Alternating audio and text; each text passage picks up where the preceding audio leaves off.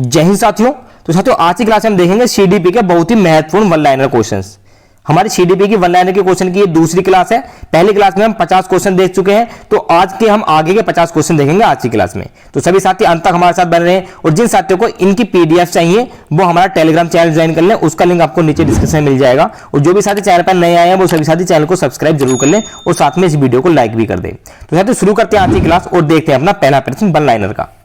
गणित का सीखा हुआ ज्ञान भौतिक विज्ञान सीखने में सहायक होता है, यह कौन सा अधिगम स्थानांतरण है। मतलब जो गणित में हम ज्ञान सीखते हैं वह ज्ञान हमें आगे भौतिक विज्ञान को सीखने में मदद करेगा, तो इसको कहते हैं हम साथियों धनात्मक स्थानांतरण।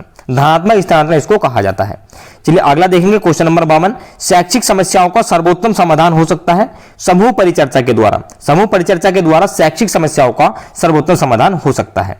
प्रश्न नंबर 53 देखेंगे। स्थानांतरण में सामान्यकरण का सिद्धांत किस शिक्षा मनोवैज्ञानिक ने प्रस्तुत किया था। तो C.H. जूड ने यह सिद्धांत दिया था।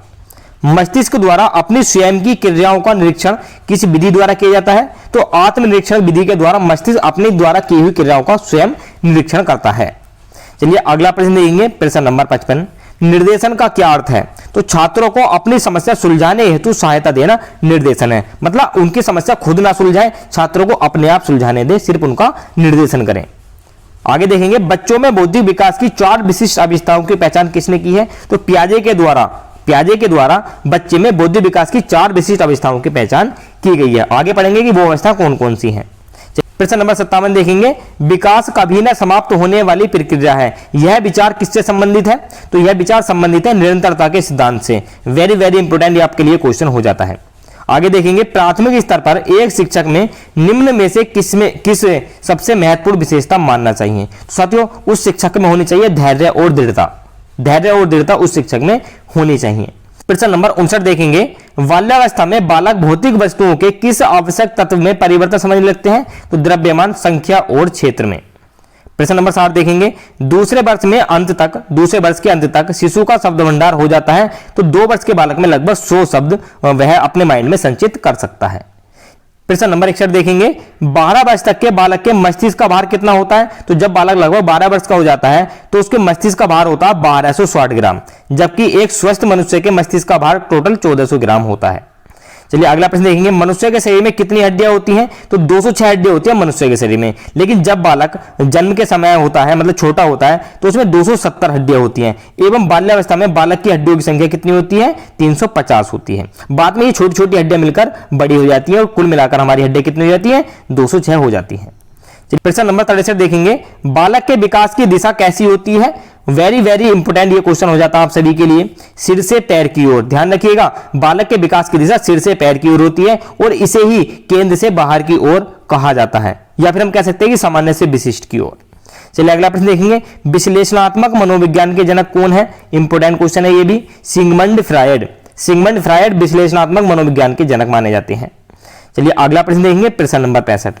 तूफान की अवस्था किसे कहा जाता है। तो किशोर अवस्था को तूफान की अवस्था कहा जाता है। किशोर अवस्था को तूफान की अवस्था किसने कहा है। तो स्टैनले हॉल ने किशोर अवस्था को तूफान की अवस्था कहा है। चलिए प्रश्न नंबर 67 देखते हैं। नैतिक विकास का सिद्धांत किसने दिया है। तो कोहलबर्ग ने नैतिक विकास का सिद्धांत, या कह सकते हैं हम सूझबूझ का सिद्धांत, तो कोहलबर्ग ने दिया है। मूल प्रवृत्ति का सिद्धांत किसने दिया है। मैकडोगल द्वारा मूल प्रवृत्ति का सिद्धांत दिया गया और उन्होंने मनुष्य में 14 मूल प्रवृत्तियां बताई हैं। चलिए अगला प्रश्न देखेंगे।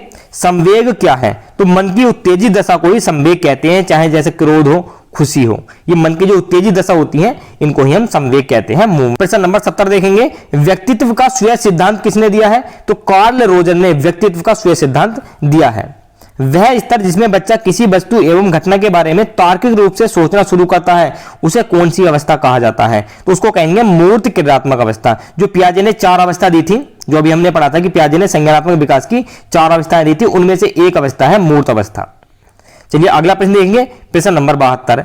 सृजनात्मकता मुख्य रूप से किस संबंधित है। तो सृजनात्मकता मुख्य रूप से अपसारी चिंतन से संबंधित है। चिंतन अनिवार्य रूप से क्या है। तो संज्ञानात्मक गतिविधि है। चिंतन एक संज्ञानात्मक गतिविधि है। चलिए प्रश्न नंबर 74 देखेंगे। किसी बालक में चिंतन की योग्यता उसके सफल जीवन का मूल आधार है, यह कथन किसका है। तो क्रो के द्वारा यह कथन दिया गया है कि किसी बालक में चिंतन की जो योग्यता है उसके सफल जीवन का, वही सफल जीवन का मूल आधार है। चिंतन की दृष्टि से किसी बच्चे में सर्वश्रेष्ठ चिंतन है तो उसे क्या कहेंगे, तो उसको कहेंगे हम तार्किक चिंतन। मतलब कोई चिंतन कर रहा है और वह सर्वश्रेष्ठ चिंतन है तो उसको कहेंगे हम तार्किक चिंतन। चलिए अगला प्रश्न देखेंगे, प्रश्न नंबर 76। पियाजे के अनुसार किसी बालक में तार्किकता का अभाव किस आयु तक होता है, तो लगभग 7 वर्ष तक तार्किकता का उस बालक में अभाव होता है। चलिए प्रश्न नंबर 77 देखेंगे, किसी बच्चे के चिंतन में आयु के बढ़ने के साथ साथ किसकी प्रधानता बढ़ती है, तो जब बच्चे की आयु बढ़ती है तो उसके चिंतन के साथ साथ तर्क की प्रधानता उसमें बढ़ती रहती है।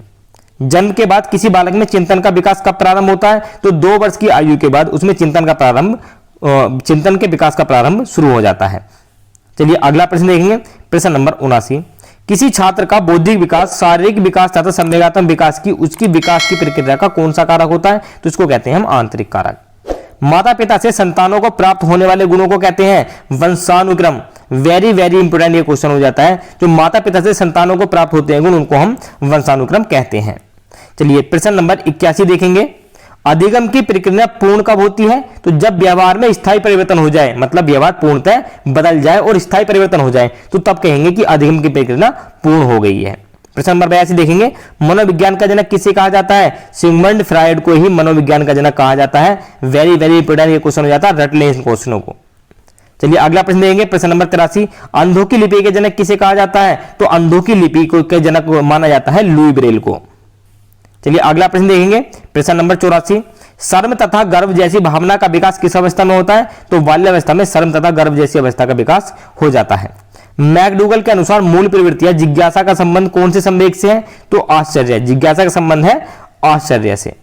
चलिए आगे देखेंगे, प्रश्न नंबर 86। अंधों के लिए लुई ब्रेल ने कौन सी लिपि का प्रतिपादन किया था, तो ब्रेल लिपि का प्रतिपादन किया था अंधों के लिए लुई ब्रेल ने। नर्सरी पद्धति के जनक किसे कहा जाता है, मारिया मोंटेसरी को नर्सरी पद्धति का जनक कहा जाता है। एक और इंपोर्टेंट क्वेश्चन हो जाता है आप सभी के लिए। चलिए आगे देखते हैं, प्रश्न नंबर 88। एलकेजी यानी कि लोअर किंडरगार्टन व यूकेजी अपर किंडरगार्टन पद्धति के जनक कौन है, तो फ्रोबेल किंडरगार्टन पद्धति के जनक है, चाहे वह एलकेजी हो या यूकेजी हो। आगे देखेंगे, जीन पियाजे कहाँ के मनोवैज्ञानिक थे, तो स्विट्जरलैंड के ये मनोवैज्ञानिक थे जीन पियाजे, जिन्होंने संज्ञानात्मक विकास की 4 अवस्थाएं बताई थी। चलिए आगे देखेंगे, प्रश्न नंबर 90। जीन पियाजे किस विचारधारा के समर्थक थे, तो संज्ञानात्मक विचारधारा के समर्थक थे। चलिए अगला प्रश्न देखेंगे, प्रश्न नंबर 91। ये रहा आपकी स्क्रीन पर। बुद्धि का समूह कारक सिद्धांत किसने दिया है, तो थर्स्टन ने बुद्धि का समूह कारक सिद्धांत दिया है। इनके अनुसार बुद्धि के 7 कारक हैं। बुद्धि का बहुकारक सिद्धांत किसने दिया है, तो थॉर्नडाइक ने बुद्धि का बहुकारक सिद्धांत दिया है। चलिए प्रश्न नंबर 93 देखते हैं, बुद्धि का बहुबुद्धि सिद्धांत किसने दिया है, तो हावर्ड गार्डनर ने बुद्धि का बहुबुद्धि सिद्धांत दिया है। बुद्धि का तरल व ठोस सिद्धांत किसने दिया है, तो आरबी कैटल ने बुद्धि का तरल और ठोस सिद्धांत दिया है। आपको ये सभी अच्छे से याद करने, क्योंकि कंफ्यूजन है इनमें बहुत ज्यादा, क्योंकि आपस में सब एक से लगते हैं, जैसे बुद्धि का बहुबुद्धि सिद्धांत हो गया या बुद्धि का तरल एवं ठोस का सिद्धांत हो गया, तो आपको सही से ये याद रखने हैं।